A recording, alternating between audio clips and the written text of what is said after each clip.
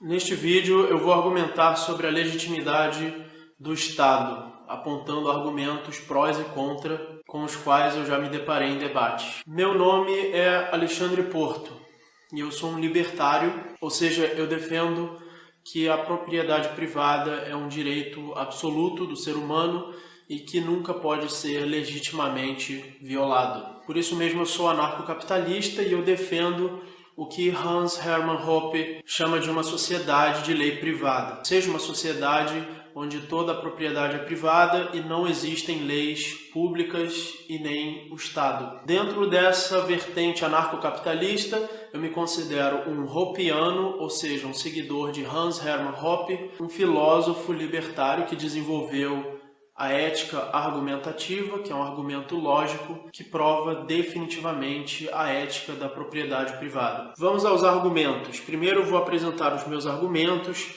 do porquê eu considero o Estado ilegítimo e, ao mesmo tempo, eu vou responder contra-argumentos com os quais eu já me deparei em debates que eu tive na internet que as pessoas já usaram. Eu considero o Estado ilegítimo por várias razões. Uma delas é porque o Estado precisa cobrar impostos para existir. E os impostos são coercitivos, eles são obrigatórios, e exatamente por isso o imposto é um roubo.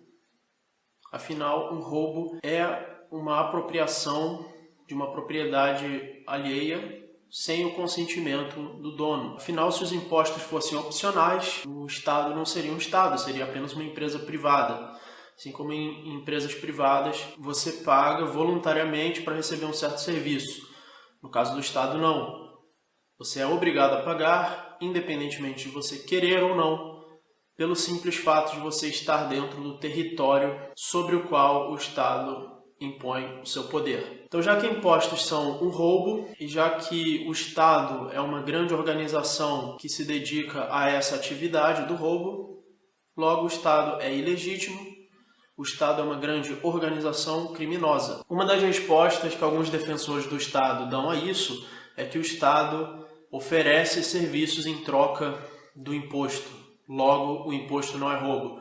Mas esse argumento não faz o menor sentido se você considerar a definição de roubo como sendo uma apropriação mediante o uso da força de um recurso sem o consentimento do dono. Não faz a menor diferença se você vai oferecer um serviço em troca ou não. Assim como se um assaltante te assaltar no meio da rua e em troca ele te der um doce ou em troca ele te der um chaveirinho, isso não vai fazer o assalto deixar de ser um assalto. Inclusive é completamente ridículo acreditar nisso. E se alguém rouba o seu dinheiro e te dá alguma coisa em troca, aí aquilo deixa de ser roubo? Claro que não. Nenhuma organização privada pode cometer um ato desse, sem que seja considerado roubo por todas as pessoas.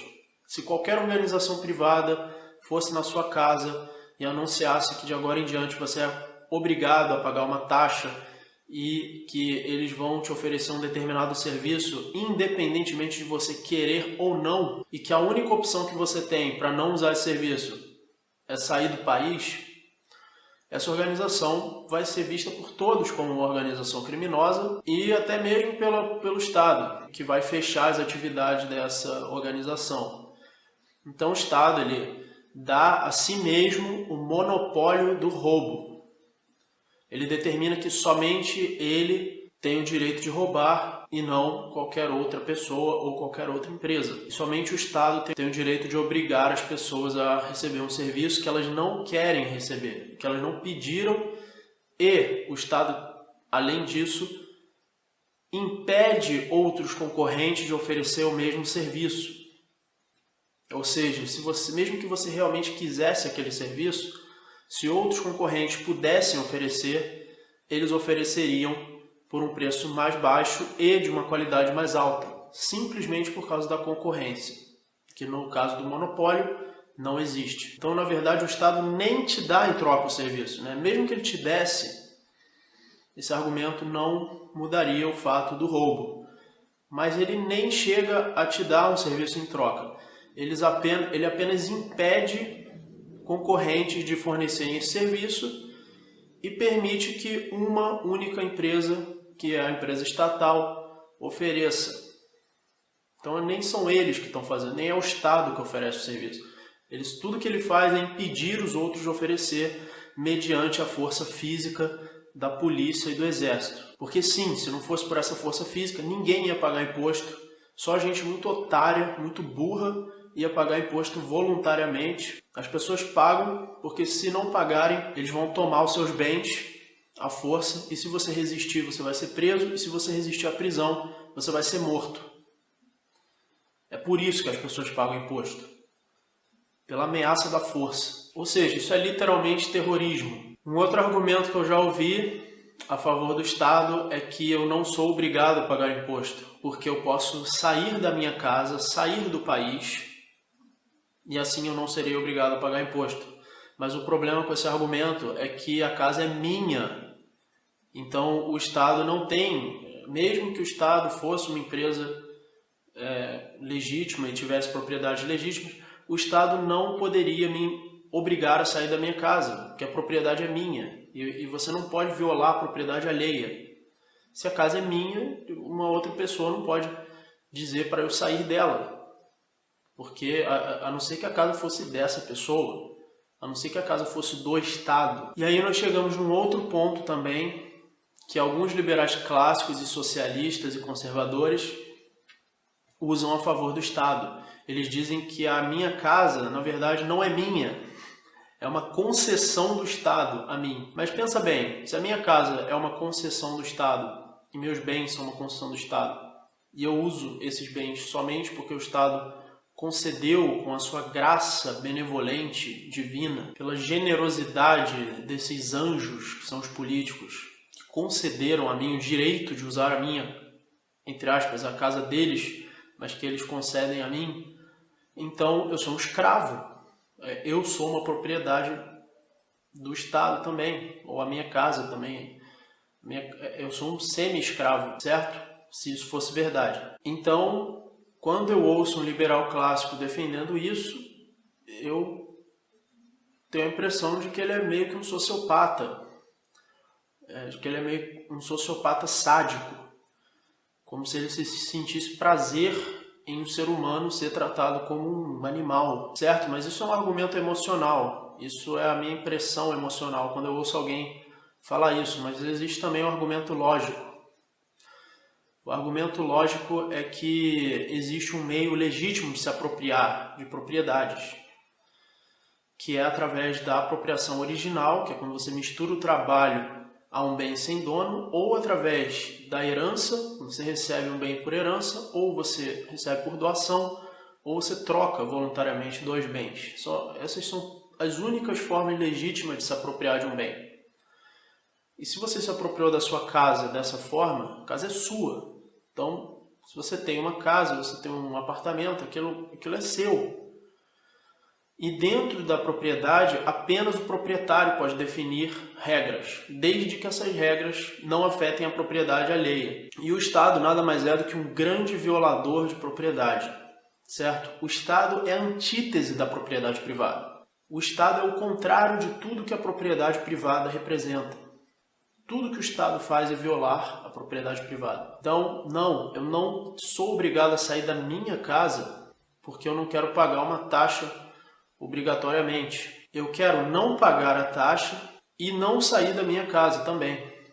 O Estado, pelo contrário, é que tem que sair da minha casa e tem que sair de qualquer lugar. Não tem que existir, porque é uma organização criminosa e devem ser tratados como qualquer criminoso. E, novamente, pelo ponto de vista moral, você obrigar uma pessoa a sair da sua própria casa ou pagar uma taxa obrigatória, isso é terrorismo, escravidão, extorsão e roubo. Não tem nada, nenhum argumento moral possível que possa justificar isso. Não tem justificativa. Isso é um crime, ponto final. Agora, um outro argumento que os defensores do Estado usam é o argumento dos espaços públicos. Eles dizem que existem espaços públicos, como por exemplo as ruas e as calçadas, e pelo fato de eu usar esses espaços públicos, logo eu tenho que pagar imposto. Então a minha resposta para isso é muito simples. O Estado não tem nenhuma propriedade. Não existe propriedade do Estado. Não existe propriedade pública. Propriedade pública é uma mentira, é uma farsa, é uma ilusão. nada mais é do que uma apropriação ilegítima de territórios e de bens. Por quê? Porque o Estado não usa meios legítimos de apropriação. Vamos entender o que é propriedade privada. Como eu já disse, eu vou explicar isso em muito mais detalhes num outro vídeo. Eu vou fazer um vídeo sobre ética argumentativa, que prova a propriedade privada, e eu vou fazer um vídeo, talvez um outro ainda, detalhando nos mínimos detalhes a propriedade privada. Mas vamos entender o básico. A propriedade privada é um direito deduzido a priori pela razão, que parte da existência de recursos escassos, certo? Recursos escassos existem e logo nós precisamos determinar o direito exclusivo de uso sobre recursos escassos, para que nós possamos entender que essa câmera é minha, logo sou eu que tenho o direito exclusivo de usar, eu tenho o direito exclusivo de usar essa casa, eu tenho o direito exclusivo de usar qualquer coisa, e assim por diante. Por que a gente precisa da propriedade privada?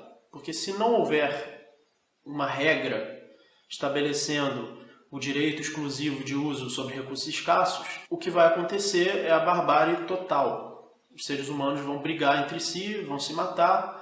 Afinal de contas, nem o próprio corpo pode ser considerado sua propriedade, então você pode alterar o corpo dos outros, você pode matar os outros, você pode se apropriar de qualquer coisa e outra pessoa pode pegar da sua mão, pode entrar na sua casa e assim por diante. E não... Simplesmente uma vida sem propriedade privada é uma vida animal. Seres humanos viveriam como animais, sem a regra da propriedade privada. Aliás, eles viveriam pior do que os animais, porque os animais têm um instinto. O instinto dos animais controla a ação deles, controla o comportamento deles. Enquanto que o ser humano não tem um instinto tão forte, o ser humano age baseado na razão, o ser humano é um ser racional. E a forma racional de agir é através da regra de propriedade privada. A ação que ignora a propriedade privada é uma ação irracional e é uma ação bárbara, uma ação criminosa, onde você interfere na propriedade alheia. Esse é o argumento ético, certo? É o argumento de que, usando a razão, você é capaz de determinar uma regra de uso de recursos escassos. E tem o argumento também consequencialista, que é o argumento econômico, de que, agindo de acordo com a propriedade privada, isso vai gerar uma divisão de trabalho, isso vai gerar o livre mercado e vai gerar o aumento da satisfação das pessoas. Então, como é que funciona esse argumento que prova a propriedade privada? Primeiro, existem recursos escassos. Segundo, dois seres racionais, ou seja, dois seres humanos, podem entrar em conflito sobre o uso de recursos escassos. Terceiro, existem duas formas de eliminar esse conflito. Uma é através da força física. Tem um carro estacionado ali na calçada. Eu quero usar o carro e a outra pessoa também quer. Então a gente briga até um dos dois desistir e o outro ficar com o carro. Essa é uma forma de resolver o conflito. A outra forma é através do direito exclusivo de uso de propriedade privada. Esse é o seu carro, então você pode usar esse carro. Esse carro não é meu, logo eu não posso usar, certo? Essa é a forma racional, e a forma irracional seria as pessoas brigarem pelo uso de recursos escassos. Então, se você tem recursos escassos e você tem a racionalidade, você já é capaz de deduzir aí uma regra de uso desses recursos escassos. E essa regra se chama propriedade privada. É daí que vem a propriedade privada. Como é que ela criaria conflito? Se as pessoas pudessem, por exemplo, se apropriar de recursos escassos através do decreto. Vamos supor que eu pudesse apontar meu dedo para uma floresta e dizer, aquela floresta é minha. Eu pudesse apontar para o mar e dizer, aquele mar é meu. Eu pudesse apontar para a lua, falar, a lua é minha. Isso não resolveria os conflitos, porque várias pessoas poderiam se apropriar de qualquer coisa. Inclusive, poderia me apropriar do universo inteiro. Falar, o universo é meu. Pronto, o universo é meu. E outra pessoa falar, não, mas eu também decretei que o universo é meu. Ou seja, o decreto a gente pode deduzir logicamente, baseado no argumento lógico que prova a propriedade privada, a gente pode deduzir logicamente que o decreto é um meio ilegítimo de apropriação, porque ele não resolve conflitos sobre o uso de recursos escassos. Logo, você não pode se apropriar de um bem por decreto. E Adivinha como o Estado se apropria das coisas? Exatamente assim, por decreto. Ele chega num território com um exército, com uma força física, decreta que aquele território é dele e defende o território com a força física. E passando por cima de todo mundo. Passando por cima dos proprietários, que já tinham se apropriado anteriormente, ou seja, roubando a propriedade deles, e assim por diante. Ou seja, o Estado, desde o início, desde a criação do Estado, ele é uma organização criminosa que se monopoliza sobre um território e cria leis e doutrina as pessoas a acreditar que ele é necessário, que ele tem uma utilidade, que ele é insubstituível, e é tudo mentira. Todos os serviços prestados pelo Estado podem ser prestados por empresas privadas. E muito melhor. Aliás, eles já são prestados por empresas privadas. O Estado apenas monopoliza. Fala, você vai prestar esse serviço e os outros não. A única coisa que o Estado faz é isso. É proibir, roubar, impedir as pessoas. Então, como é que nós podemos nos apropriar legitimamente de bens escassos? É da seguinte forma. Quando você tem um bem escasso que não foi apropriado ainda, você precisa misturar o seu trabalho fisicamente àquele bem escasso. Você misturando fisicamente o seu trabalho a um bem sem dono, aquele bem passa a ser seu. É claro, você não pode se apropriar de um bem que já tenha dono. Uma vez que um bem tem um dono, ele vai continuar sendo daquele dono até a morte desse dono. Uma vez que um dono morre, ele passa aos seus descendentes ou qualquer pessoa que ele tenha declarado a quem ele quer passar esses bens através da herança. Então, essa é uma outra forma também de se apropriar de um bem, recebendo como herança. E uma outra forma é recebendo como doação. Se um bem é meu, eu tenho o direito de transferir para outra pessoa. Então, você pode receber como doação. E você pode trocar voluntariamente. Uma troca voluntária, ou seja, um comércio. Eu te dou um bem e em troca você me dá outro bem. Essa é uma forma legítima também de se apropriar, onde os proprietários estão transferindo voluntariamente a sua propriedade. Agora, o Estado, ele não faz nada disso, ele não se apropria de forma legítima. O que ele faz é, através da ameaça da força, ele cobra impostos, através da ameaça da força ele monopoliza uma moeda, que é o real, o dólar, e ele tem o monopólio também da impressora dessa moeda, ele pode imprimir à vontade, e ele comete uma série de fraudes, porque assim ele enriquece mais. O Estado não pode adquirir todos os seus bens através do imposto, porque se ele fizesse isso, a população iria se rebelar. Ele se apropria de maior quantidade possível de bens, desde que isso não cause revolta. Então ele vai doutrinando as pessoas através de uma mídia que é monopolizada, que é sustentada pela verba do governo, através de intelectuais que também recebem verba do governo para defender o governo, e através de fraudes, como por exemplo a moeda, o real, o dólar, isso é uma fraude, a moeda por si só já é uma fraude. E através do imposto, o Estado vai se apropriando o máximo possível, desde que isso não cause revolta na população. Então o Estado não possui nenhuma propriedade privada, porque mesmo que ele tenha adquirido algum bem através da troca voluntária ou através de um meio que seria legítimo de outra forma, ele não, mesmo assim ele não tem aquele bem, porque o Estado é uma organização criminosa. Um criminoso que cometeu um crime grave perde a sua propriedade. Por isso é que ele pode ser punido por esse crime. Como o Estado é uma grande organização criminosa, logo eles não podem ter nenhuma propriedade legítima, mesmo que eles comprassem pelo método legítimo de apropriação, aquilo não é legítimo. Um bandido que cometeu um latrocínio, um assassinato, um estupro, pode ser punido por isso. Ele perde o seu direito natural à propriedade. Aí os defensores do Estado têm um argumento também de que o Estado é um grande condomínio. E por ser um condomínio, ele pode ditar as regras. Para você fazer parte dele, você tem que seguir aquelas regras. Sim, condomínio é um lugar que tem um proprietário ou é uma propriedade conjunta, onde as pessoas têm que seguir uma determinada regra. Só que a diferença é que o Estado não é o proprietário legítimo desse espaço. Se ele fosse, tudo bem, poderia até ter um condomínio do tamanho do Brasil e todos terem que seguir as regras. Pode. Só que o Estado não é o proprietário legítimo e é uma organização criminosa. São duas coisas que um condomínio legítimo não poderia ser. certo? Se um condomínio fosse uma organização criminosa, ele não seria legítimo, você não teria mais legitimidade em seguir as regras dele. Teria que se apropriar novamente por pessoas que não cometeram crimes graves. Isso supondo que o Estado tenha se apropriado originalmente do território de forma legítima, e ele não se apropriou. Repetindo, se apropriou por decreto e pela ameaça da força física. São dois meios ilegítimos de apropriação. Você não pode se apropriar de nada dessa forma. Um outro argumento que os defensores do Estado usam, tanto os liberais clássicos, socialistas e conservadores, nesse ponto de defender o Estado, todos esses usam o mesmo argumento, tanto liberais, conservadores e socialistas, todos eles defendem o Estado. Eles dizem que uma empresa privada também coage o cliente a pagar pelo serviço. Se um cliente, uma empresa privada, receber um serviço e não pagar, ele também será coagido através da força a pagar esse serviço.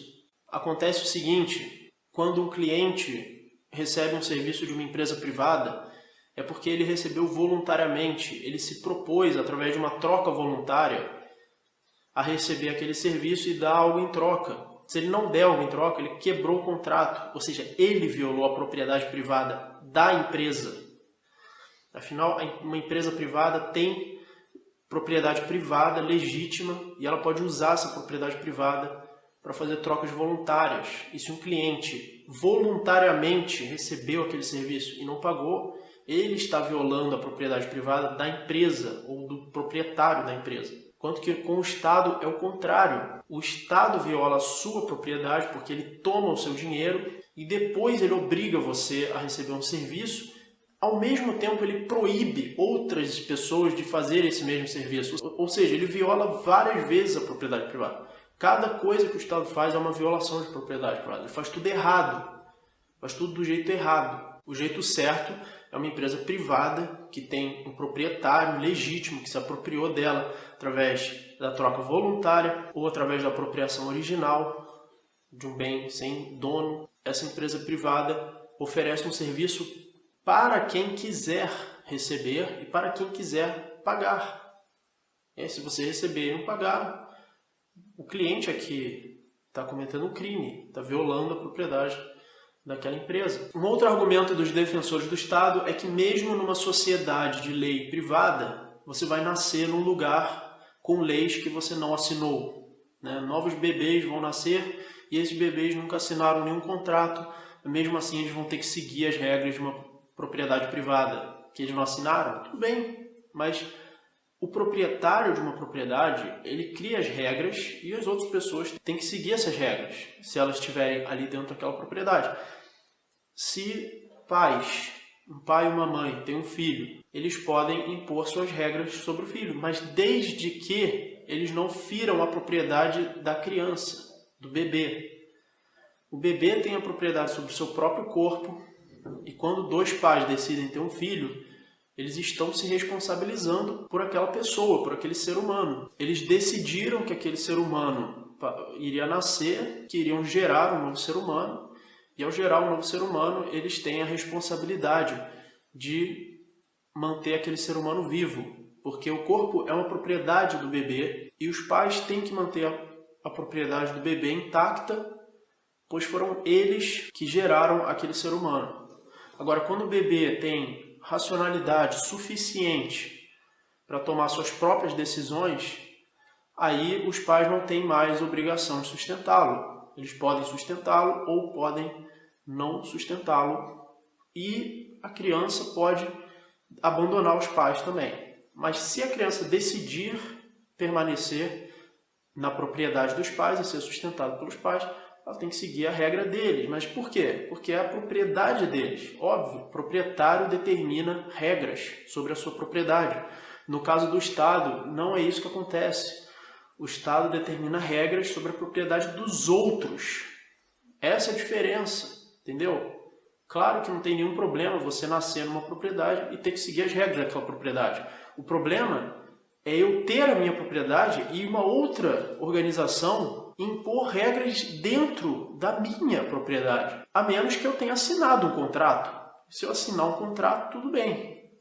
Mas eu não assinei nada, a propriedade é minha e uma outra pessoa impõe regras dentro dela. Não pode.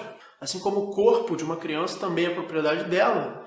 E os pais não podem enfiar qualquer coisa dentro do corpo. Não podem colocar veneno, não podem envenenar uma criança. Porque o corpo é propriedade dela. Você só tem a obrigação de manter ela viva porque você gerou aquela vida. Então, todo ambiente tem a regra que o proprietário colocar. Essa regra não pode ser imposta à força. E as pessoas têm que ter consciência daquela regra. Elas têm que ser avisadas daquela regra. Vamos supor que eu abro uma lanchonete. Eu não posso criar uma regra de que qualquer pessoa que entrar pode tomar um tiro. Eu não posso criar essa regra. A não ser que eu coloque uma placa bem grande, inequívoca, que qualquer pessoa possa saber que essa regra existe. O problema é que quando você faz uma lanchonete e deixa ela aberta, você está, através do simples fato de colocar aquela lanchonete ali, você está comunicando às pessoas que aquilo é um lugar de comércio e elas vão entender que podem entrar. Então você não pode fazer isso e ao mesmo tempo colocar uma regra que vai violar a propriedade do corpo delas. Você não pode fazer isso. Se você tem um lugar privado e você não quer que as pessoas entrem, você tem que cercar esse lugar, você tem que fechar esse lugar, para que as pessoas entendam que a entrada delas não é permitida. Aí nós já estamos entrando numa região cinzenta que gera vários debates e realmente esse assunto não é simples. A gente tem que raciocinar mesmo, tem que estudar isso. E aí um outro argumento dos defensores do Estado no caso do Estado, existe uma fundamentação para o direito. A fundamentação é a Constituição Federal, são as leis, blá, blá, blá.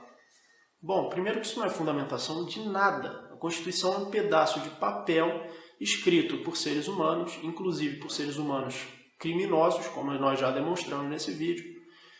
Isso não vale nada. Primeiro, isso não é fundamentação de nada. E segundo, numa sociedade de leis privadas, o que fundamenta o direito é a lógica, é a razão. O direito é algo que nós podemos deduzir a priori, através de um argumento lógico. Através de dados irrefutáveis, dados da realidade, nós podemos deduzir o direito e saber que ele existe. Ninguém criou o direito. Ele já existe independentemente de nós queremos ou não.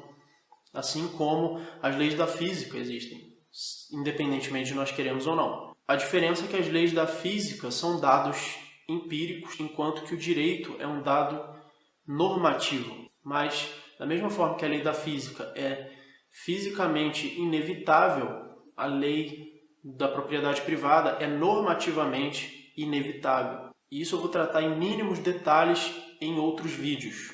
Um vídeo sobre ética argumentativa e provavelmente um vídeo sobre propriedade privada. E também respondendo a outros tipos de argumento que é usado inclusive por alguns anarcocapitalistas que negam a propriedade privada como direito natural, que defendem que uma sociedade deve ter leis básicas policêntricas que são criadas através de contrato. A minha resposta para isso é que todo contrato pressupõe uma legitimidade que existia antes do contrato. Afinal de contas, por que é legítimo você fazer o contrato X e não o contrato Y?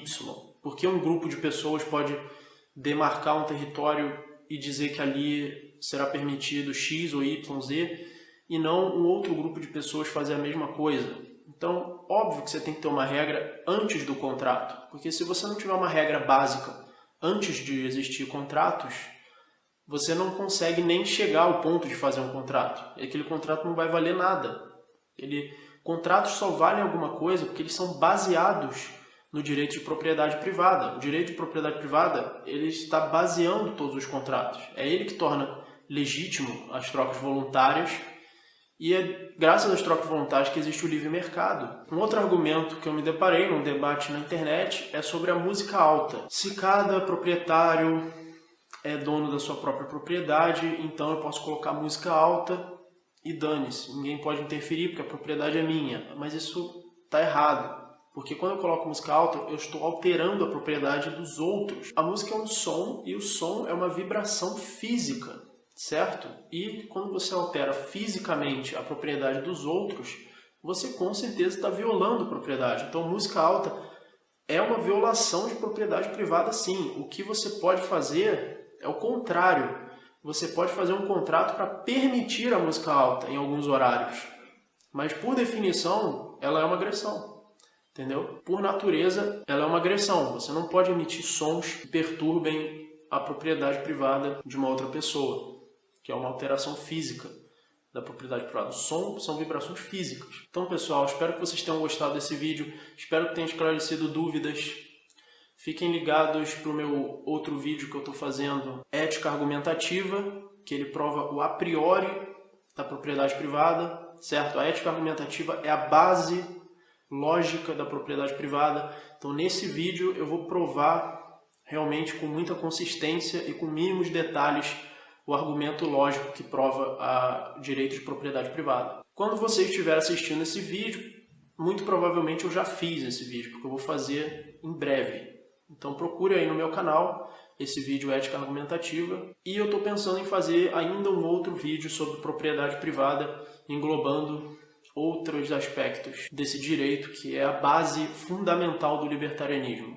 Certo? O libertarianismo todo é um estudo ético baseado no direito de propriedade privada. Por favor, deem like nesse vídeo, compartilhem esse vídeo nas redes sociais, se inscrevam no canal. Desejo a vocês bons estudos da ética libertária e que nós continuemos, através dessas ideias, a lutar pela verdade e pela justiça.